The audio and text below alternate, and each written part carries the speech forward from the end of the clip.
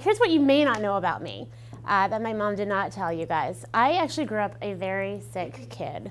I spent, on average, 30 to 40 days missing from school a year because I had such severe allergies and asthma. They actually knew us on a first name basis in the emergency room of Plano General Hospital.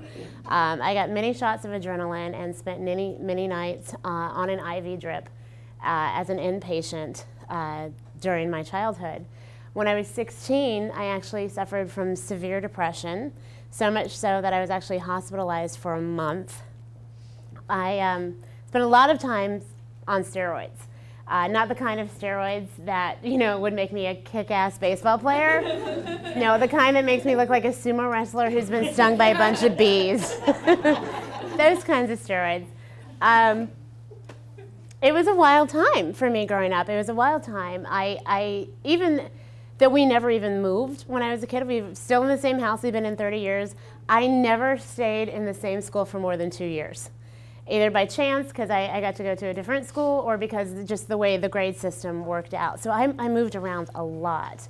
Oh, and I forgot to mention, I don't know if I told you this, I was also 1% of the African American population in my high school. People from high school know that is an actual fact. There were 1,200 people in my graduating class. 12 of us were black. Yes, 7 girls and 5 guys. Guess who imported her prom date? Because she wanted a brown one. So obviously, I think you can see that I have not had a perfect, stellar, quote-unquote, Plano life. There have been lots of ups and downs, but humor has always gotten me through it. And that's really kind of the purpose of this evening, why I wanted to have everyone gather here today and why I wanted to do this exercise was to show you that if humor can get me through the ups and downs and the craziness, it can do the same for you. And it's not that this isn't something that you guys don't know, it's just something that sometimes we have to learn again or be reminded of, You guys are looking at somebody who had to develop a very strong sense of humor at an early age. Now, when I gave my introduction and I told you about the stuff you didn't know, I probably said about 8 things that should have warranted an, "Aw, poor Karith." However, let's address the most essential one. My name is Karith.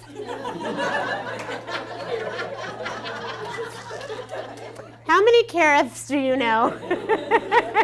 Exactly. Now, I love my name now. I love it now because now I get, oh, that is so beautiful and so different. But when I was a child and I was made to speak for myself and people would say, "What's your name, little girl?" I would say, "Karith." And you could see on their face that they just knew my name was Karen and I had a speech impediment.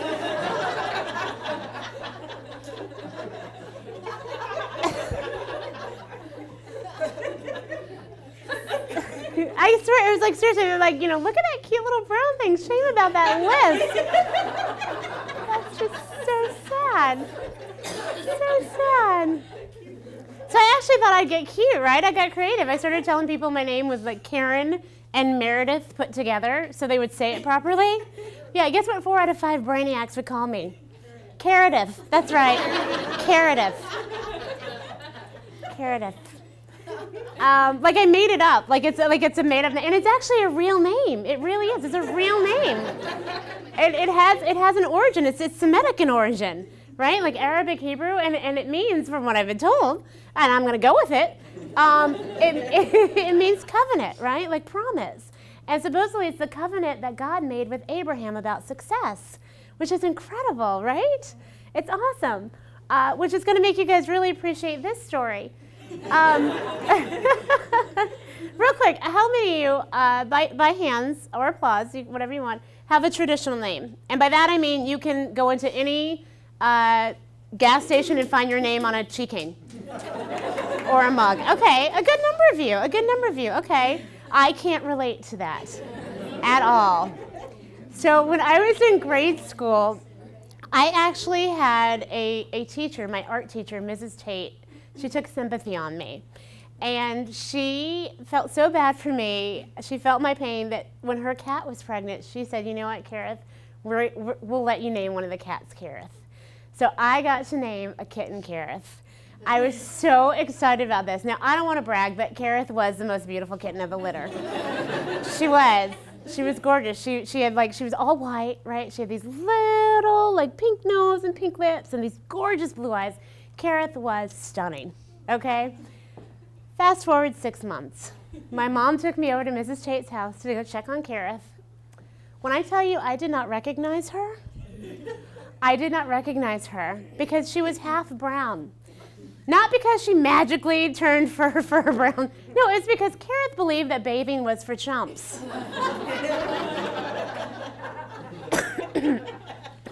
Karith had burrs in her fur. Her tail was matted. And this is the best part. Karith was pregnant. I didn't even know cats could get pregnant at 6 months. So I can't even tell you how much it pained me that my namesake, this sweet little adorable, was a dirty, nasty trollop.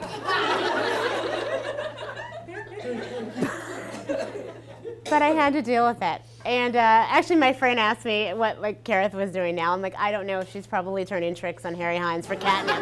I don't know. I don't know. Okay, of course, that was a little bit of an exaggeration, which is what we do in comedy. But sometimes you don't have to exaggerate. Right? Sometimes just the plain, raw truth of your life is funny and painful enough. I think I mentioned that, you know, where I went to school, there was not a lot of ethnic diversity. And when I tell you it wasn't diverse, I mean to say that I was in a nearly all-white production of the play A Raisin in the Sun. I'm not even kidding. I still have the program. Okay.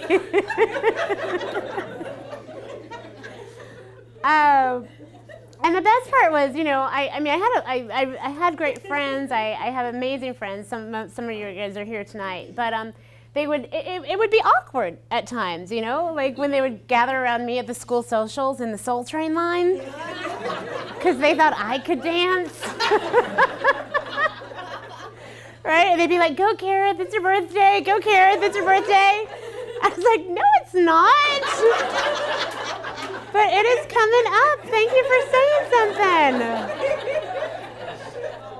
Yeah, I lost 2 black points that day. Those are way harder to make up than cool points, I assure you. I assure you. But you know what? And it was a tough time. It was a weird time because it was, I mean, first of all, being a teenager is awkward enough. But then feeling like you don't really fit in and feeling kind of caught between 2 worlds, that was hard. It was hard, and it hurt. But I can look at it now, and I can find the humor in it. Because, you know, what's the point in wallowing in A, something you can't change, and B, something that really made me stronger, right? 8 months after being fired from CBS Radio for racially charged remark, Don Imus is back on the air. He says he has learned his lesson. Imus returned this morning with a new cast, which includes 2 African-American comedians. Eyewitness News reporter Tim Fleischer was there for Imus's first day back. Diversifying the staff, Imus is now joined by comedian Karith Foster. If I didn't feel he was sincere in his efforts to turn a very awful negative situation into a positive one that you know, creates a dialogue as well about race, I wouldn't be here. You have to understand that not everyone is going to get it or get you. That is a crazy life lesson, because here's the deal. Everybody, and we're all guilty of it too, wants you to fit into a category. And if you do not fit into that category, sometimes it's upsetting to them, sometimes it makes them angry, sometimes they don't want anything to do with you, or they don't know what to do with you. And you know what? That's their problem. Now, I don't know if you guys have figured this out, but I am black. You laugh. I did not know that till I was 7 years old. That was actually the first time I ever heard the N-word, and the first time I ever really even kind of had to contemplate the fact that there was really a difference in people. Now, the irony of all ironies is that since that time, and since my growing up, and even well into my adulthood to today, I have been told that I am not black enough. really. And it's funny because it's something that, I mean, I've even had family members jokingly say that to me, tons of friends. The worst part, though, I think, has been in the industry that I'm in the entertainment industry, where, if they can't put you into a category, they don't know what to do with you. And when I tell you, I have gone out on auditions where they want me to sound blacker, but because we're in the age of being politically correct, they won't say that to my face. I swear, I'll get this. Can you jazz it up a little?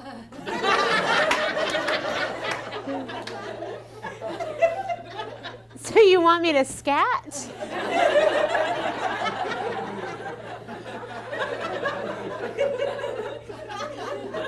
One lady, she got mad at me. She's like, look, Karith, you don't seem to understand. What we're going for is an urban sound. Can you do that? I was like, oh, no. So you don't seem to understand. I'm like a Huxtable.